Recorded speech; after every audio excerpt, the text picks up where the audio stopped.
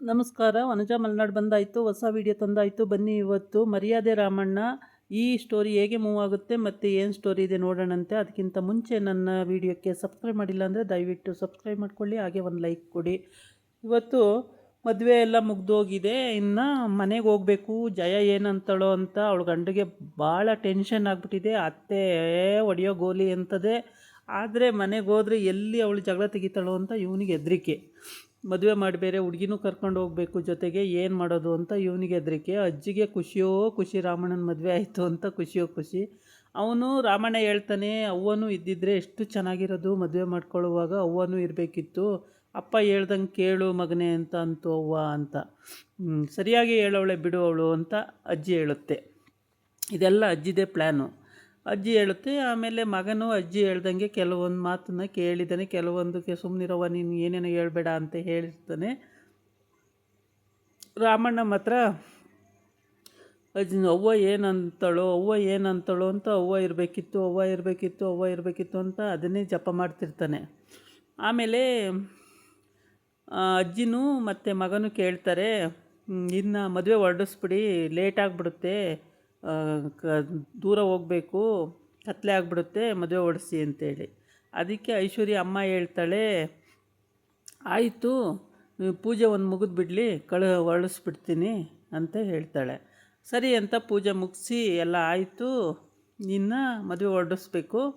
ಆಮೇಲೆ ಅಪ್ಪಂಗೇಳು ಅಮ್ಮಂಗೇಳು ಎಲ್ಲರಿಗೂ ಹೇಳಿ ಹೊರಡು ಅಂತ ಅಂದಾಗ, ನಾನು ಯಾರಿಗೂ ಹೇಳಲ್ಲ, ಯಾರೂ ನನಗಿಷ್ಟ ಇಲ್ಲ, ನನ್ನ ಜೀವನ ಹಾಳು ಮಾಡಿದವ್ರೆ, ನನಗೆ ಯಾರೂ ನನ್ನ ಜೀವನ ಉದ್ಧಾರ ಮಾಡಿಲ್ಲ, ನಾನು ಯಾರಿಗೂ ಹೇಳಲ್ಲ ಅಂತ ಜೋರು ಮಾಡ್ತಾಳೆ.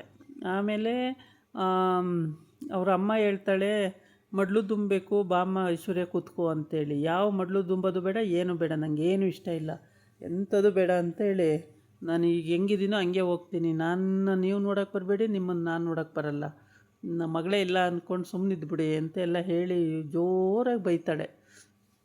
ಆಮೇಲೆ ಹಂಗಲ್ಲ ಐಶು, ಹಿಂಗೆ ಅಂದರೆ ನೀನು ಸುಮ್ಮನಿರಮ್ಮ, ಮಾತಾಡಬೇಡ, ನನಗೆ ನೀನು ಏನೂ ಮಾತಾಡಬೇಡ, ನಿನ್ನ ಅಮ್ಮನೇ ಅಲ್ಲ, ನಿನ್ನ ಅಪ್ಪನೇ ಅಲ್ಲ ಅಂತ ಎಲ್ಲರಿಗೂ ಬೈತಾಳೆ.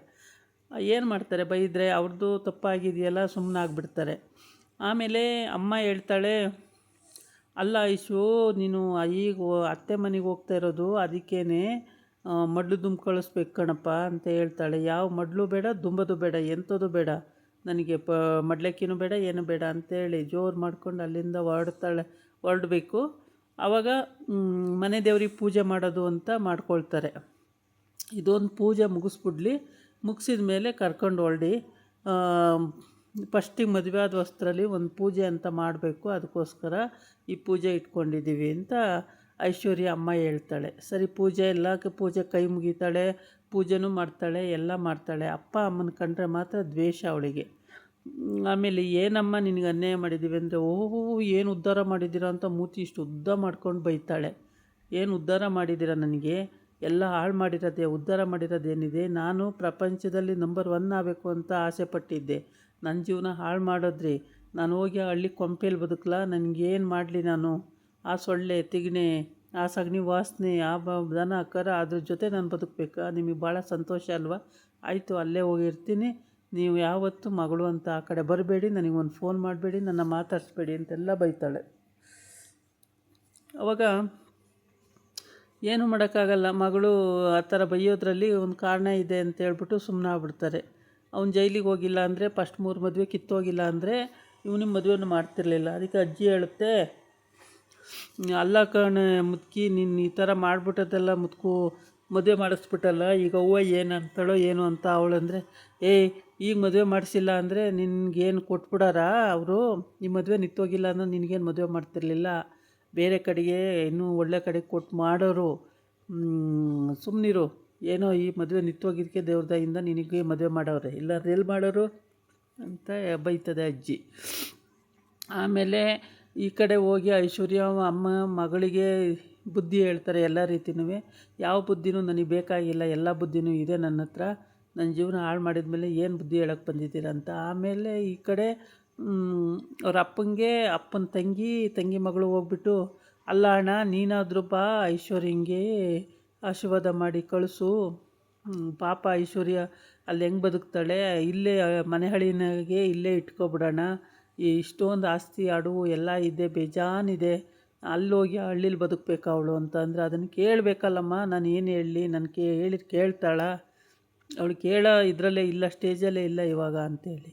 ಹಂಗೆ ಬಿಟ್ಟರೆ ಹೆಂಗಣ್ಣ, ಕೇಳಬೇಕು ಕಣ್ಣಣ್ಣ ನೀನು ಅಂತ ಹೇಳಿ ಹೋಗ್ತಾಳೆ. ಇವರು ಉರ್ಸೋಕ್ಕೋಸ್ಕರನೇ ಬರೋದು. ಇಲ್ಲ ಅದಕ್ಕೆ ಹತ್ರ ಹೋಗ್ತಾರೆ, ಇಲ್ಲ ಇಲ್ಲಿಗೆ ಬರ್ತಾರೆ ಇಬ್ಬರು ಒಟ್ಟಿಗೆ. ಇವ್ರು ಹೊಟ್ಟೆ ಉರಿಸ್ಬೇಕು ಅಂತಲೇ ಅವ್ರು ಕಾಯ್ಕೊಂಡು ಕೂತಂಗೆ ಬಂದು ಅಲ್ಲೊಂದು ಸಲ ಏನಾರು ಹೇಳೋದು, ಇಲ್ಲೊಂದು ಸಲ ಏನಾರು ಹೇಳೋದು, ಆ ಥರ ಮಾಡ್ತಾಯಿರ್ತಾರೆ. ಆದರೆ ಅವರಿಗೆ ಬೇಜಾರಾಗ್ತಿರುತ್ತೆ ಅನ್ನೋದು ಇವ್ರು ಯೋಚನೆ ಮಾಡ್ಕೊಳ್ಳಲ್ಲ. ಸುಮ್ಮನೆ ಏನೇನೋ ಹೇಳೋದು. ಆಮೇಲೆ ಅವ್ರೇನಾರು ಜೋರು ಮಾಡಿದರೆ ಸುಮ್ಮನಾಗೋದು, ಇಲ್ಲ ಅಂದರೆ ಇನ್ನೂ ಹೇಳ್ತಾನೆ ಇರೋದು. ಈ ಥರ ಮಾಡ್ತಾರೆ ಇವರಿಬ್ಬರು. ಆಮೇಲೆ ಅಲ್ಲಿ ಐಶ್ವರ್ಯಾಗೆ ಹೋಗಿ ಅಲ್ಲೇನಾದರೂ ಹೇಳೋದು, ನಿಮ್ಮ ಅಪ್ಪ ಅಮ್ಮ ಯೋಚನೆ ಮಾಡಬಾರ್ದ, ಈ ಥರ ನಿನ್ನ ಜೀವನ ಹಾಳು ಮಾಡಿಬಿಟ್ರಲ್ಲ, ಹಂಗೆ ಹಿಂಗೆ ಅಂತ ಹೇಳೋದು. ಈ ಥರ ಎಲ್ಲ ಹೇಳಿ ಅವರು ಐಶ್ವರ್ಯಂಗೆ ಜಾಸ್ತಿ ಸಿಟ್ಟು ಬರೋ ರೀತಿ ಇವರು ಮಾಡ್ತಾರೆ ಇಬ್ಬರೂ, ಅವ್ರ ಅತ್ತೆ ಮಗಳೂ.